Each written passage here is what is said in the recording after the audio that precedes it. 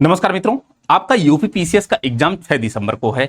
अभी काफी टाइम है उसमें। मैंने सोचा कि 2018 से लेकर के 2025 तक जो यूपी पीसीएस मेंस का एग्जाम हुआ है उसके सारे क्वेश्चंस को लेकर के, सारे पेपर को लेकर के ड्राफ्टिंग के माध्यम से हम लोग एक एनालिसिस कर लें। चाहे वो जीएस का सेकंड पेपर हो, फर्स्ट पेपर हो, थर्ड पेपर हो, फोर्थ पेपर हो, 5 और 6 पेपर हो, इससे मतलब नहीं। कोई भी पेपर, सारे पेपर की हम लोग एनालिसिस करेंगे। और जो मैं शुरुआत कर रहा हूं ये जीएस सेकंड पेपर के पॉलिटी सब्जेक्ट से स्टार्ट कर रहा हूं। 2018 से आप क्वेश्चन की शुरुआत करिएगा और जाकर के लोक सेवा आयोग से आप क्वेश्चन पेपर डाउनलोड कर लीजिए 2018 का। और उसमें एक क्वेश्चन आप पाएंगे पॉलिटी का, भारत की संघीय व्यवस्था और अमेरिका की संघीय व्यवस्था में डिफरेंस पूछा गया है। अभी समझना जरा, 3 घंटे के आसपास आपके पास टाइम होता है, 20 क्वेश्चंस आपको लिखना होता है, एकदम सटीक शब्दों का प्रयोग करना होता है, की वर्डों का ज्यादा से ज्यादा प्रयोग करना होता है, आपको ड्राफ्टिंग चाहिए होती है। तो ये सब आपकी आंसर राइटिंग को अट्रैक्टिव के साथ साथ आसान बना देती है और कम शब्दों में ज्यादातर बातें आप बोल पाते हो, कह पाते हो, एग्जामिनर को समझा पाते हो आप। तो ये जो क्वेश्चन पूछा गया है 2018 का क्वेश्चन क्या कह रहा है कि भाई भारतीय संघात्मक व्यवस्था किस प्रकार अमेरिकी संघात्मक व्यवस्था से भिन्न है, आपको व्याख्या करनी है। 125 शब्दों का एक क्वेश्चन है और 2018 के यूपी पीसीएस मेंस का एक क्वेश्चन है। अब इस क्वेश्चन में आपको 3 चीजों को ध्यान में रखना है। एक तो प्रस्तावना, इसकी भूमिका क्या हो सकती है, दूसरा इसकी विषय वस्तु क्या हो सकती है और इसका एक बेहतर से बेहतर निष्कर्ष क्या हो सकता है। तो आप जानते हैं कि भारत की संघीय व्यवस्था और अमेरिका की संघीय व्यवस्था दोनों में संघीय शासन व्यवस्था अपनाई गई है, लेकिन दोनों में एक महत्वपूर्ण अंतर है। भारत की जो संघीय व्यवस्था है वो संघात्मक के साथ साथ एकात्मक स्वरूप लिया हुआ है।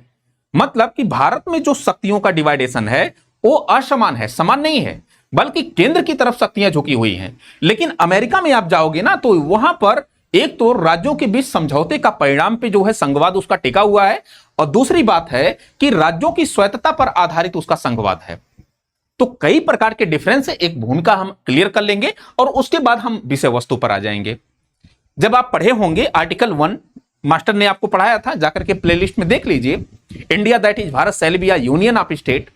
इंडिया जो कि भारत है, राज्यों का एक संघ होगा। हमने इंडिया के लिए यूनियन शब्द का प्रयोग किया और अमेरिका के लिए फेडरल शब्द का प्रयोग हुआ है। दोनों के बीच डिफरेंसेस क्या है जाकर के वहां पर देखिए, पूरा डिफरेंस हमने समझाया हुआ है ना। खैर, आते हैं अपने टॉपिक पे।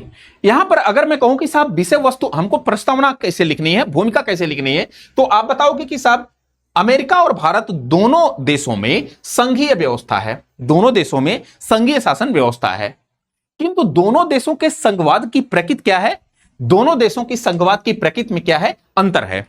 इतनी तक बातें आप बता सकते हो। फिर उसके बाद भारत में संघवाद, भारतीय या भारतीय संविधान में लिखिए, भारत में, भारत कर लीजिए, यहां कर लीजिए आप भारत, ठीक है ना,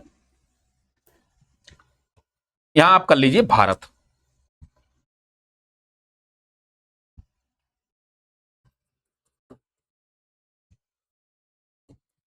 भारत में संघात्मक ढांचे के साथ साथ एकात्मक ढांचे को अपनाया गया है।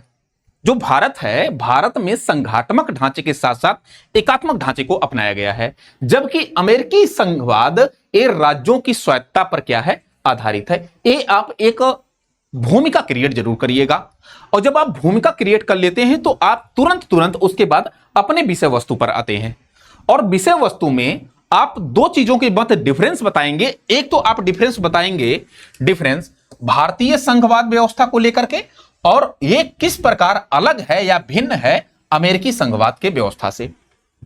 तो भारतीय संघात्मक व्यवस्था में आप जानते हैं कि भारत का जो संघवाद है एक किसी समझौते का परिणाम नहीं है। भारत का जो संघवाद है किसी समझौते का परिणाम नहीं है। बी आर अंबेडकर साहब ने कहा कि भारत का जो यूनियन है किसी समझौते का परिणाम नहीं है। लेकिन अमेरिका का जो संघात्मक व्यवस्था है उसकी जो आधारशिला टिकी हुई है वो समझौतों, राज्यों की समझौतों पर टिकी हुई है। तो आप पहला वाला अंतर ये बताइएगा कि यह भारत मतलब की जो संघवाद है ये समझौतों का परिणाम नहीं है, और अमेरिका का जो संघवाद है ये राज्यों के बीच समझौतों की आधारशिला पर टिका हुआ है। ये पहला डिफरेंस। दूसरा डिफरेंस, यहां से राज्य चाहकर भी अलग नहीं हो सकते। भारत के संघवाद से, भारत के यूनियन से राज्य चाहकर भी अलग नहीं हो सकते। मतलब कि जो भारत का यूनियन है एक शरीर की भांति प्रतीत होता है। जिस प्रकार ये जो पूरा शरीर हर एक अंगों से मिलकर के बना हुआ है और ये अंग शरीर से अलग नहीं हो सकते हैं, उसी प्रकार राज्य यूनियन से भी अलग नहीं हो सकते हैं। जिस राज्यों से मिलकर के यूनियन बना हुआ है और यूनियन से राज्य कभी अलग नहीं हो सकते हैं। तो वही कह रहा कि राज्य यूनियन से कभी अलग नहीं हो सकते हैं। और यहां पर सैद्धांतिक रूप से हो सकते हैं लेकिन व्यवहारिक रूप से अलग नहीं हो सकते। अभी समझना जरा, हमने जब आपको बताया था तो एक केस मैंने आपको बताया था, यहां पर एक केस आपको लिखना चाहिए और एक केस है टेक्सास बनाम व्हाइट केस। टेक्सास बनाम व्हाइट केस। अब ये जो टेक्सास बनाम व्हाइट केस आया था ये 1869 में आया था। कब अब आया था? 1869 में। सुप्रीम कोर्ट में एक केस गया, टेक्सास प्रांत अलग होना चाह रहा था। तो सुप्रीम कोर्ट में जब केस जाता है तो सुप्रीम कोर्ट कहता है कि कोई भी संविधान का अनुच्छेद या भाग नहीं है अमेरिका का जिसमें ये बातें कही गई हों कि कोई प्रांत या राज्य चाहे तो वो अमेरिका के फेडरल से अलग हो सकता है। ऐसा कहीं पर भी जिक्र नहीं है। लेकिन अमेरिकी सुप्रीम कोर्ट ने इसी जो है टेक्सास बनाम व्हाइट केस में दो प्रकार के निर्णय दिए। कहा कि दो प्रकार की शर्तें हैं, दो शर्तों के आधार पर, दो कंडीशंस के आधार पर कोई राज्य चाहे तो फेडरल से अलग हो सकता है। पहला कि अगर उस राज्य के कारण एक क्रांति सी आ जाए, अगर उस राज्य के कारण क्या आ जाए? क्रांति सी आ जाए। दूसरा, उस राज्य के लिए जितने भी जो है फेडरल के अंतर्गत राज्य हैं उसके 3/4 राज्य और प्लस जो वहां की कांग्रेस है वो 3/4 से बहुमत पारित कर दे, तब जाकर के वो राज्य उस फेडरल से अलग हो सकते हैं। तो ये बहुत मुश्किल है। तो व्यवहार में नहीं बल्कि सैद्धांतिक रूप से हो सकते हैं, ये आप बता सकते हैं। और मजे की बात है कि भारत के संविधान में आप जानते हैं संघवाद में एकल नागरिकता का प्रावधान है। क्या है? एकल नागरिकता का। वी आर इंडियन, मतलब कि राज्यों की अलग नागरिकता नहीं है। लेकिन अमेरिका में आप जाओगे तो प्रांत की अलग नागरिकता और साथ ही साथ अमेरिका की अलग नागरिकता आपको दिखाई पड़ेगी। तो एक तो नागरिकता को लेकर के बता सकते हो कि भाई यहां पर एकल नागरिकता और यहां पर क्या है? दोहरी नागरिकता का प्रावधान है। और अवशिष्ट शक्तियां आप जानते हैं कि भारतीय संघात्मक व्यवस्था में जो अवशिष्ट शक्तियां होती हैं वह अवशिष्ट शक्तियां किसको दी जाती हैं? केंद्र को दी जाती हैं। लेकिन अमेरिकी संविधान में जब आप जाओगे तो वहां पर जो अवशिष्ट शक्तियां हैं वो प्रांत को दी जाती है। किसको दी जाती हैं? प्रांतों के पास हैं। और मजे की बात है कि ए पॉइंट और निष्कर्ष आप भिन्नता बता सकते हो। नेक्स्ट पॉइंट क्या है कि संसद राज्यों की स्थापना, जब आप आर्टिकल 3 पढ़ते हो, अनुच्छेद 3 पढ़ते हो, तो यहां पर आप पढ़ते हो कि संसद को नए राज्यों की स्थापना, नाम परिवर्तन, सीमा परिवर्तन, क्षेत्र परिवर्तन या क्षेत्र का बढ़ाया घटाया जाना इस संसद के द्वारा किया जाता है। लेकिन अमेरिका में बिना राज्यों की अनुमति के किसी भी ऑपरेशन को अंजाम नहीं दिया जा सकता। मतलब कि वहां पर राज्यों की अनुमति माननी ही पड़ेगी, राज्यों की अनुमति अनिवार्य होती है। तो एक डिफरेंस आप राज्यों की जो है स्थापना को लेकर के भी बता सकते हो कि यहां संसद बिना राज्यों की अनुमति से भी कर सकती है, लेकिन यहां पर जो संसद है ये बिना राज्यों की अनुमति से नहीं कर सकती है। बाकी और भी तमाम सारी चीजें, यहां पर जो न्यायपालिका है वो एकीकृत निष्पक्ष एवं स्वतंत्र न्यायपालिका है और वहां पर राज्य और केंद्र की अलग अलग न्यायपालिका है। यहां पर जो संविधान संशोधन है ये थोड़ा सा आसान है, यहां पर संविधान संशोधन बहुत कठिन काम है। तो ये सब कुछ डिफरेंस आप जो है भारतीय संविधान के संघात्मक ढांचा और अमेरिका के संघात्मक ढांचे के अंतर आप डिफरेंस बता सकते हो। ये आपकी विषय वस्तु है। फिर उसके जस्ट बाद आप जो है निष्कर्ष पे आओगे और निष्कर्ष में आप क्या लिखोगे? उपर्युक्त तथ्यों के आधार पर जहां भारतीय संघवाद राष्ट्रीय एकता एवं क्षेत्रीय स्वायत्तता पर आधारित है, क्षेत्रीय स्वायत्तता के संतुलन पर आधारित है, वहीं अमेरिकी संघवाद राज्यों की स्वायत्तता पर क्या है? आधारित है। ये आपका पूरा क्वेश्चन हुआ, ठीक है ना? तो इस क्वेश्चन में आप छांट लीजिएगा कि इसकी प्रस्तावना क्या होगी, विषय वस्तु क्या होगी और इसका क्या होगा? निष्कर्ष क्या होगा? एक बेहतर से बेहतर निष्कर्ष क्या होगा?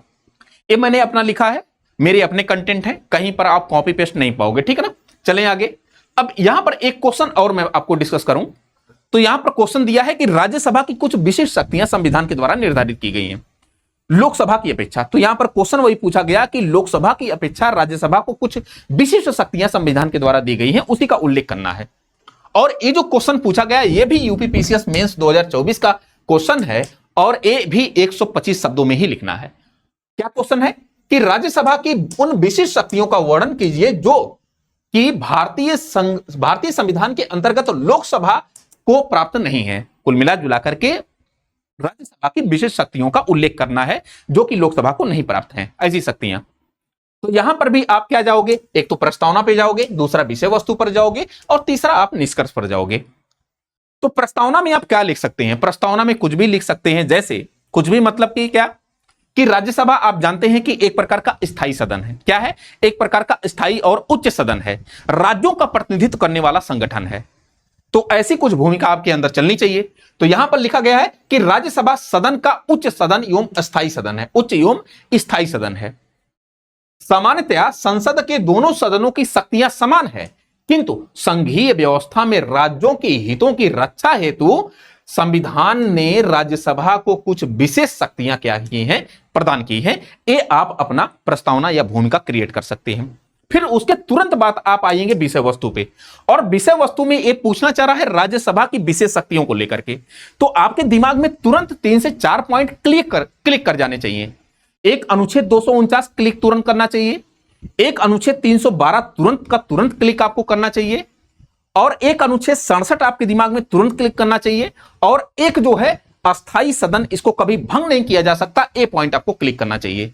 लोकसभा भंग की जा सकती है राष्ट्रपति के द्वारा, लेकिन राज्यसभा भंग नहीं की जा सकती।